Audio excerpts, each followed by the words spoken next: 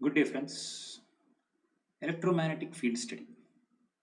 This is a subject that is quite integral to any electrical engineering studies, whether it is ECE, EEE, CCE, or E&I. It has been called as mother of all the subjects. But despite being called as mother of all subjects, students have always found that very difficult to comprehend the subject.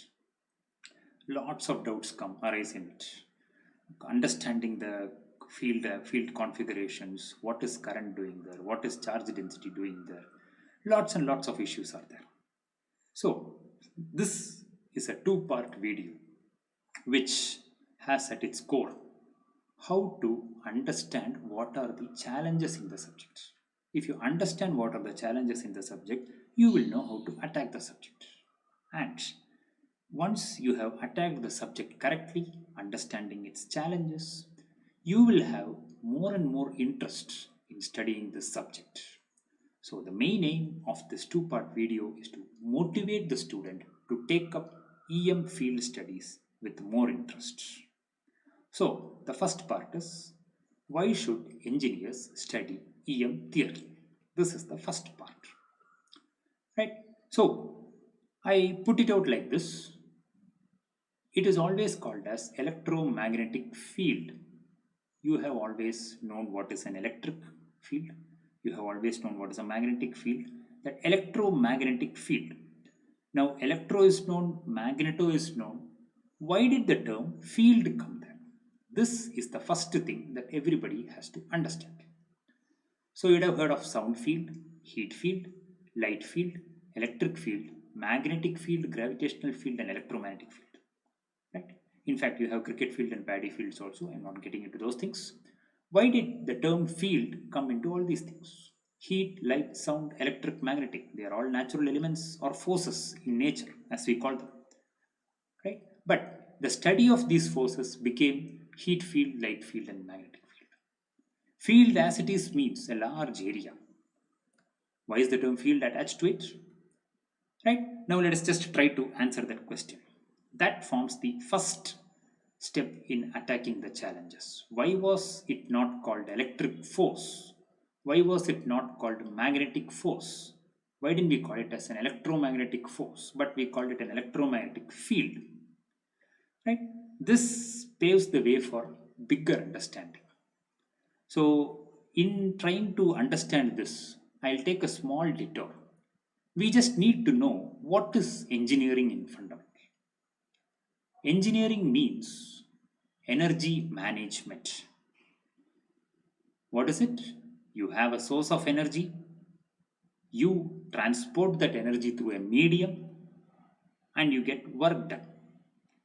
Any technological advancement in this world, if you can analyze it into the last layer, you will get this diagram. It is all about creating the source, transporting it, getting the work done. Now, the action can be anything. It can be a physical deformation, it can be heating, it can be lighting, it can be an internal damage which is not known externally, or it can be an actual movement of the object. From this, Newton actually understood that F dot dl, you called it work done, and you called it that much amount of energy has to be created. So, the birth of engineering in itself is called, can be related to Newton's classical mechanics concept. What is that? Newton's force definition. Newton's force definition comes from his first law, which tells that what is force? Anything that changes or tends to change the state of rest or of uniform motion of a body. So, whatever it tries to change, you need to do some work. To do some work, you need to have an energy. This was the fundamental concept around which the entire engineering concept came into picture. So there was a point of origin, there was a transmission medium, and there was a point of action. This point, forces and transmission medium are physically observable by human senses. This point, try to keep it in mind. We were exposed to the mathematical tool called derivative, or the entire field is called as calculus. What do you mean by derivative? The rate of change, right? As I said in the term engineering, you have to do some work on the object. And what is the work? You have to see whether something of that object has changed over a period of time. So the equations of motion came into picture. It could describe any physical activity in nature, and that became the base for mechanical engineering. Now, where are we going now? Our main aim is to understand the concept of field. Why did the name field get attached to the natural forces? In that, Newton's classical mechanics came into picture. The entire idea of mechanical engineering was born. In fact, even now, today, if we are able to launch a satellite from its launch pad and we are able to place it correctly in the orbit, it is because of our mastery over the entire mechanical concept, starting from Newton's law. Right now, the same Newton went on to find out something called as gravitation. Right, it is considered one of the most significant contribution. But the idea is it was contradictory to certain points that Newton himself had set. And what was it? There was no need for a physical transmission medium. So, what am I trying to tell? When you had the source of energy, you had a transport medium and you had the action point. Now, what happened in gravitation? The source of energy was there, Earth was the source of energy, the action point was the human being, but there was no physically observable medium. It was the air medium in which the gravitational field was traveling. Getting the idea? This was a big confusion because Newton had said that forces and transmission medium were physically observable by human senses. But gravitation was one thing which never needed any physical transmission medium. The point of origin and point of action can be at any distance. When I mean any distance, it just means that any big distance. It doesn't mean that you can have the action even at infinity, though it is debatable. So just have it judiciously there. A force which acts like this is called as a field. Right? People slowly who were in this area started classifying forces that expanded over an area as a field, whereas Newton's classical mechanics restricted itself to a force that was applied correctly in one direction. Then came the big realization that there were huge natural forces which can act at larger distances.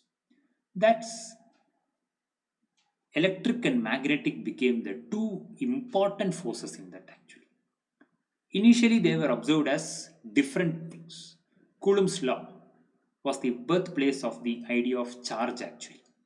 If you see Coulombs law and Newton's law, both are same. Only thing in Newton's law it is two masses, whereas in Coulomb's law it is just two charge strengths. Both are following the inverse square law relation. 1 by r square comes in both. So the fields at a what to say at a philosophical level they were behaving at the same aspect, but how they were getting affected that way. Magnet. How did humans come to know about magnetic fields? It was by discovery of magnesia in South Central Asia somewhere. What was the idea? A magnet kept at one point could disturb the iron filings kept at a certain distance. So that was another example of magnetic field. The magnitude of these natural forces were extremely high and their ability to spread out, that was the main thing. We were slowly taking steps towards realizing the ultimate forces of nature. So, in this study of fields, let us just try to define what is a field. So, you have a force that spreads over an area or a volume. So, you have a source that just gives out its effect over a large area. The intensity decreases over distance. There is an area or volume, a space or an influence where the field or the objects get influenced. Right? I'm just leaving it now here, defined by application. We'll understand it slowly. You will be seeing this slide over and over again. Nature's forces are all fields: heat, light, sound, wind, electric, and magnetic. Right? Now, what is engineering in fact? Engineering is all about knowledge and usage of forces for our purpose. Right? Remember the basic diagram, you create a force, you transport the force and get an action. And what are the forces known to us? The forces available in nature. So, if you take a small study of the history of engineering, it is actually you are only learning the history of field studies, different fields, how human beings observed them, how they were able to create the field, how they were able to transport it, and how they were able to get some work done. Right? So, just as a conclusion to this part, and to give you an idea of all that is happening, let us just have a timeline, right? Where we start, say, from 1500 and we just go ahead till the present day. We say that we live in a very technologically advanced era, and uh, we need to know a little bit as engineers. You need to know how we reached this point. That would be good actually. As everybody says, a person who doesn't study history has to relive it. So I always follow that principle. So let us just see what is the history of engineering. History of engineering, we can just split it into two parts.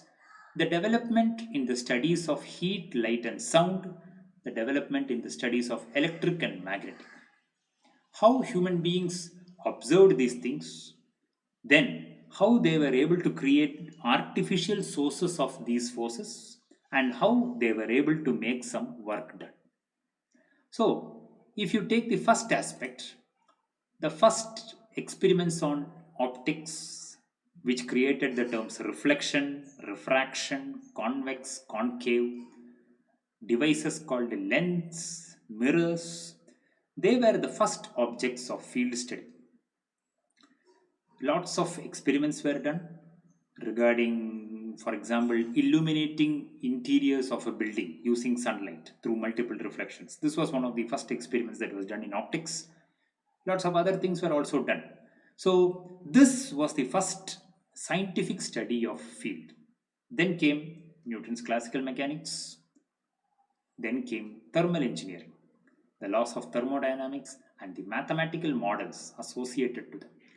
All these things created the idea of industrial revolution. You would have studied something called as industrial revolution that happened in 1770s to say 1850s, and how it started developing. This was the idea of industry actually, starting from Thomas, who's that? I'm not getting it clearly. The steam engine discovery and the textile booms. So these things created big mechanical industry. The steel industry was a big factor there, construction industry, transportation industry. So this was the birth of industrial revolution. By the knowledge of these heat, light, and sound only we were able to do this. And now you have all the latest things in auto, defense, space, bio, and nuclear sector. All the mechanical systems that we have today is a result of this big development that has happened over the 4 years.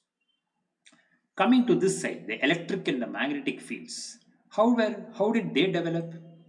Of course, the first one was the existence of magnetic fields. We knew that there was a natural piece called magnet which could attract ion filings. Gauss gave out many mathematical models for describing the fields. This was an important thing. Concept of current is born.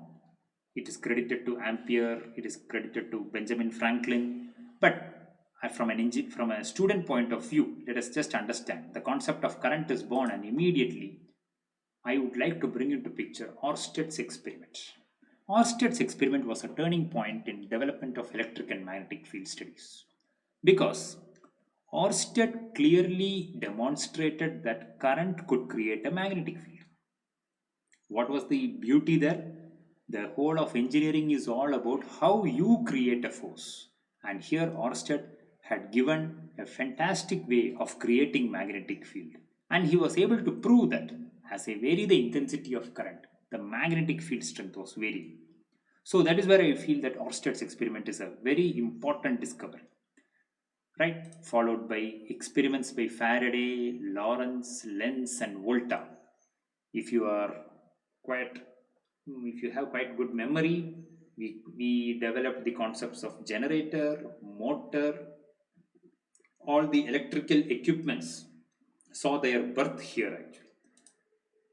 Right? Then came Maxwell's equations, Hertz's experiment, and Marconi's experiment.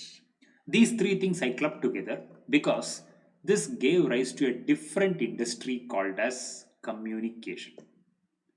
Right? Till Faraday, Lorentz, Lenz, and Volta, the electric and magnetic fields were used for creating the generator and the motor industry.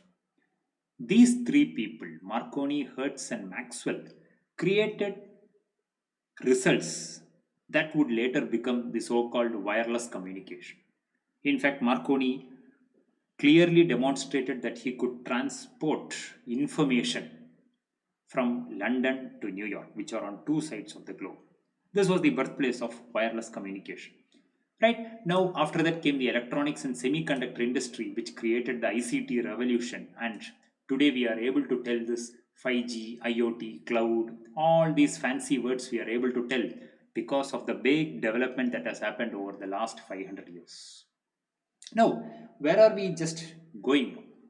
We started off with why should engineers study electromagnetic field? What is the aim in studying that subject? Let me just answer that question. Now, these two separations are slowly going to get merged.